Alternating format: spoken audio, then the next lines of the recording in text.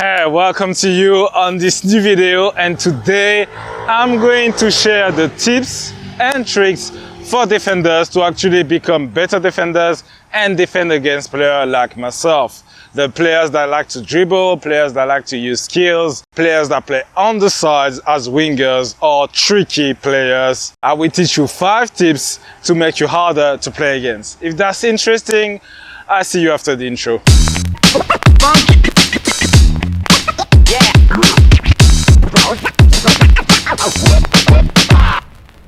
So the first tip I would like to give you is to jockey. A lot of coaches told you that probably, but I'm going to actually teach you how to do it properly to actually defend against dribblers. So the first thing you need to do is to put your body sideways.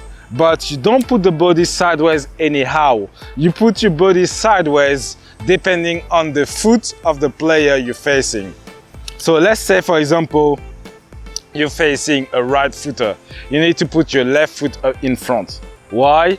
Because you want to show him the line, or you want to show him his weak foot. So this is how you do it. So you need to show him his weak foot, so you put your left foot first.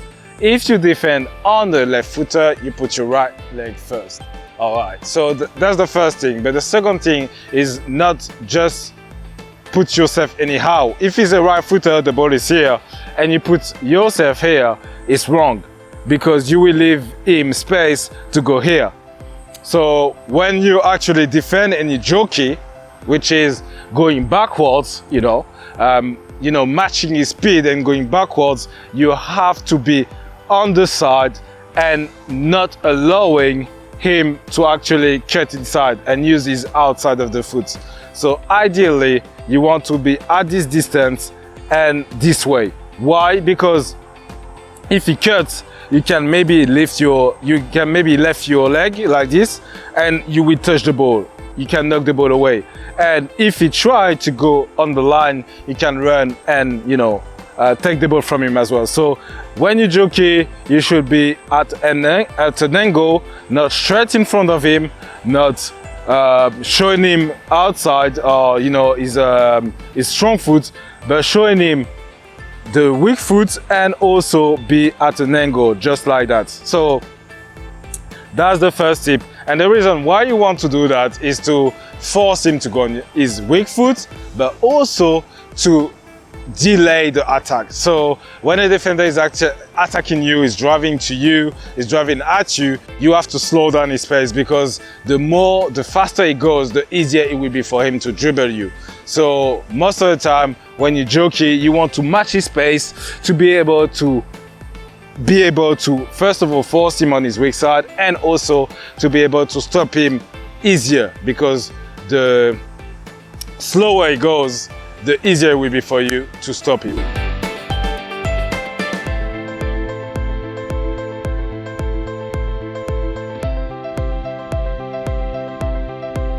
The second tip I would like to give you is to make feints. All right, so the feints, the body feints, are not only for the attacking players, but for the defenders. I personally had defenders that gave me body feints, and it's definitely a good way to force a player to make a decision. So when you do body feints, you actually want to make a feint and go back. You don't want to make a feint and stay like that, right? You want to make a feint and go back in case you want to push the ball. And the way you want to do it as well, you don't want to be too far. No, you don't want to be too close either, because if you're too close and you make a feint, no matter how back you will go after that, it can actually dribble you. The way you want to do it is that you need to be at the right distance from your opponent to be able to make a feint, go back, and if he tries to go left or right, you can anticipate and see, you can actually move that direction and actually cut him off. So this is very important to remember as well, that you should never be too close or too far when you do a feint.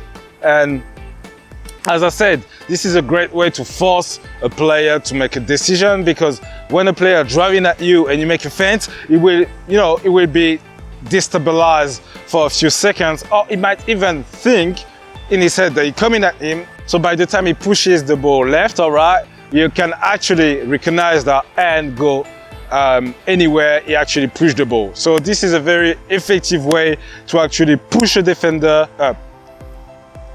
I'm always talking about defenders, so that's why I'm saying that. But that's actually a good way to actually push any attacker to actually make a decision and go left or right.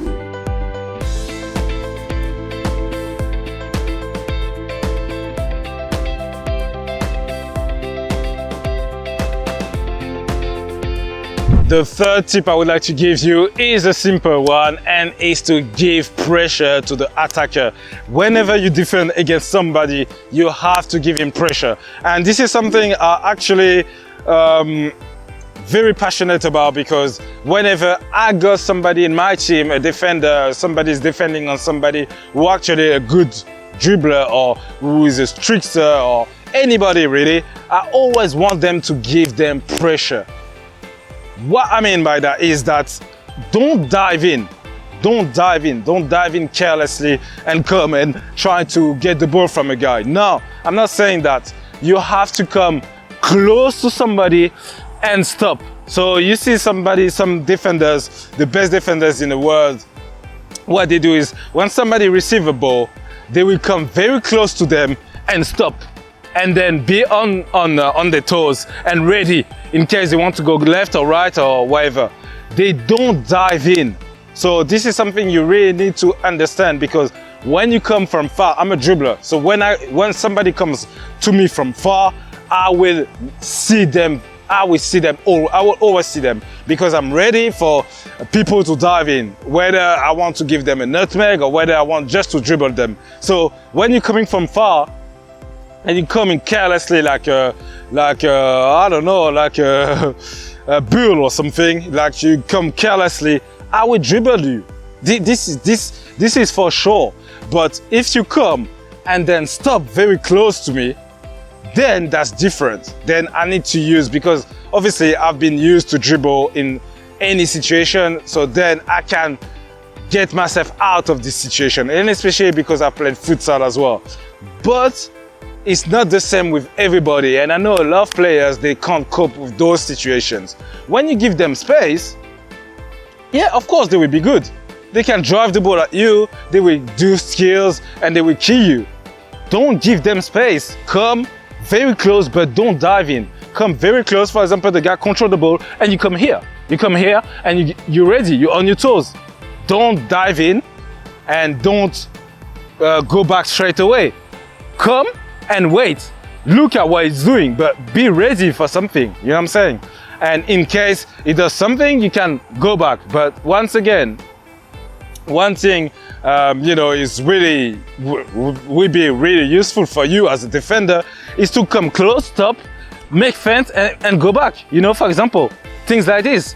And you know, players, they will usually understand that you mean business, and they will probably go back or something like that. So this is another tip that you should use, is to put pressure on players, because that will force them to make a mistake.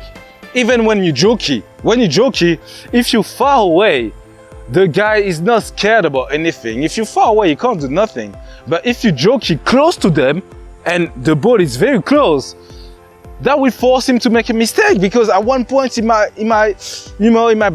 get stressed. He might, you know, some players, they can't deal under pressure. So at one point he might be stressed and then make a bad touch. And at this moment, if you have put pressure on him and you're close to him, that bad touch, you actually knock the ball away, that's for sure. But if you're further away and he makes a bad touch, he can actually get back the ball and make another cut and you know, dribble you or whatever, when it never have actually intended to do it. So this is something you need to implement in your game to become a better defender. Make sure you're always close to the guy, but you don't dive in, right? So this is another, that was the third tip, put pressure on the guy.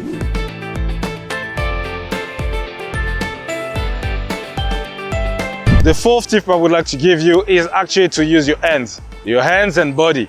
So this is something that I've seen the best defender do, and especially one guy which is a great defender, is Pepe. If you're a defender, watch Pepe, not for the, you know, the crazy things he did when he's kicking players on the floor and stuff like that. No, but because Pepe was very aggressive and he was one of the best defenders in the world when he was playing at Real Madrid. And he used to play with his hands a lot. And this is something you should do, because play with your hands will destabilize any attacker, any attacking players, any player in general. So this is something you need to be clever with it too. Don't do it carelessly. You push somebody with both of your hands, it won't work.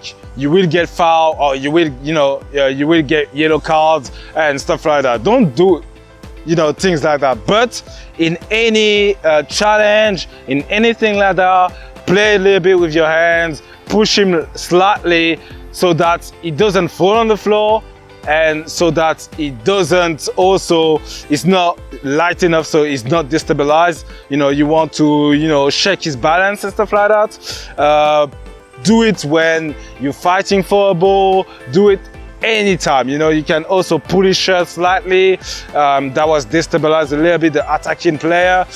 This is something that I've been obviously a lot I've been a lot victim of that, and I can tell you it can actually destabilize you and make you make a bad touch and something like that.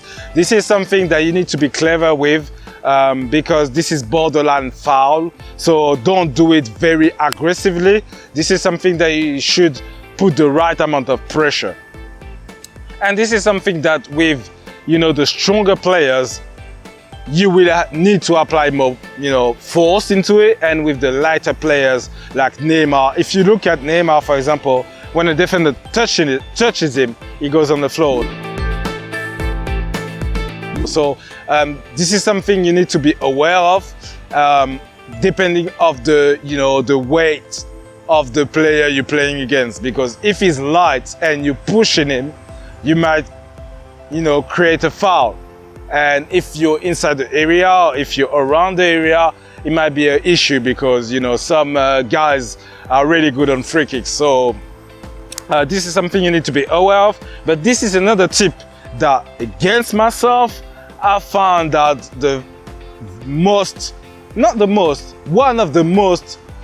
one of the best thing a defender could do to actually destabilize a player.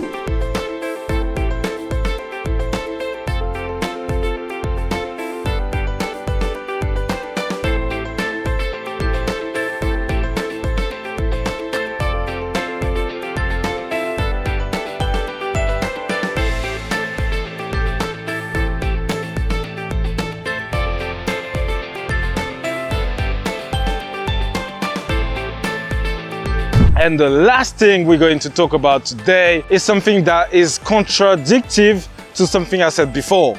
It is to dive in.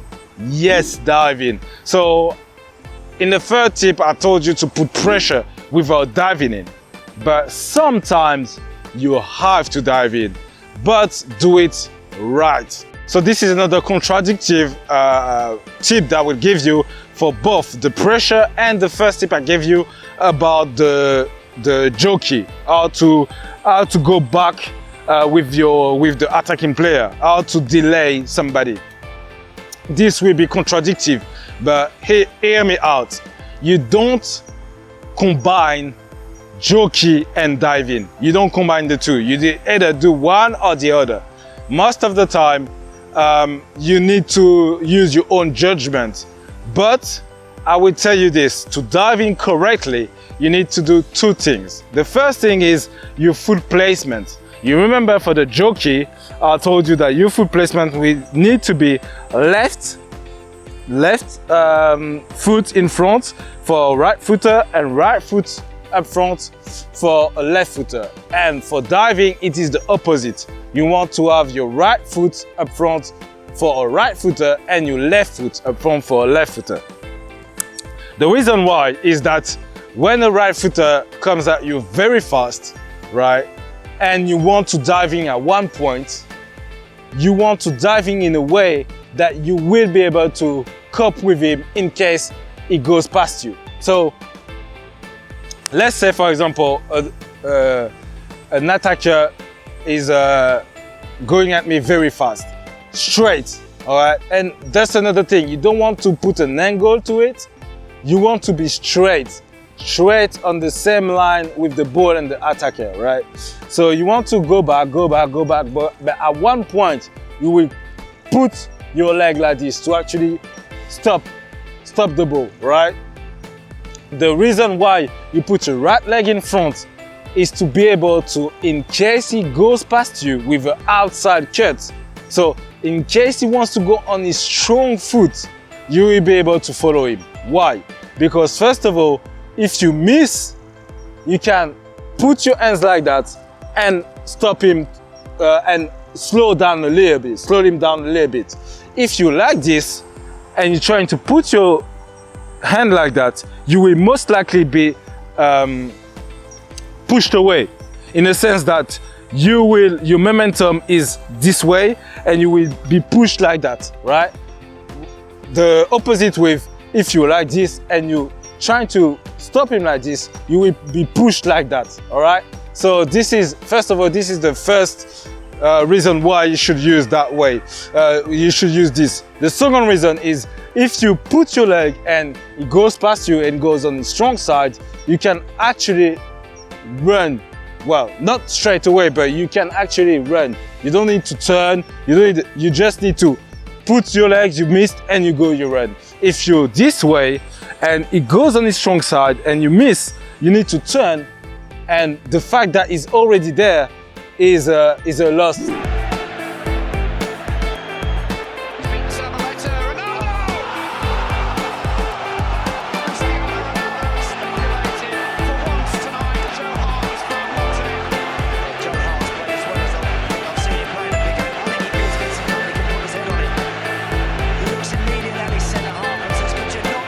So that's a very effective way to actually take the ball from a player, but you need to be sure about what you're doing. So you don't just do it just carelessly, because you will lose time. And especially against, some players, they can, avoid your legs, they can avoid challenges very easily. So you need to be, careful about when you're doing it. But when you actually think you can do it, you should do it, because you will get back the ball much quicker.